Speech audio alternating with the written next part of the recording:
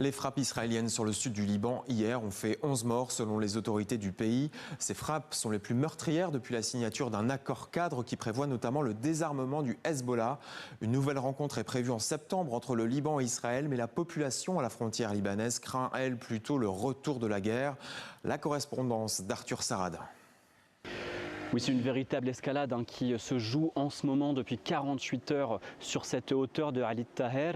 L'armée israélienne accuse le Hezbollah de s'être retranché dans des tunnels souterrains sur cette hauteur très stratégique du sud du Liban et d'avoir envoyé un drone sur une de ces garnisons, blessant 3 soldats israéliens, ce qui a justifié selon l'armée israélienne une grande campagne de bombardement, à la fois de la colline elle-même qui a été la cible d'obus, de phosphore blanc, mais également des villages alentours.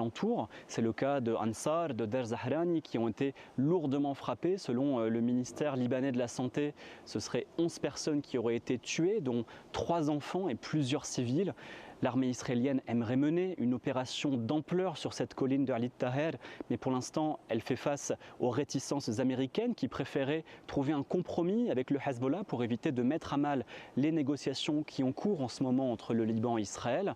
L'idée, ce serait que le Hezbollah se retire de cette colline de Alit Taher pour laisser place à l'armée libanaise, mais le Hezbollah s'y refuse. Il estime que tout départ permettrait à l'armée israélienne de conquérir un peu plus de territoire dans ces zones occupées au sud du Liban. Alors les civils avoisinant cette colline de Alit Taher s'inquiètent. Beaucoup ont été déplacés pendant plusieurs mois depuis le début de la guerre et craignent justement un retour de celle-ci si les bombardements sont continus au sud du Liban. La ville de Nabatieh jusqu'à présent est relativement épargnée depuis un mois et demi.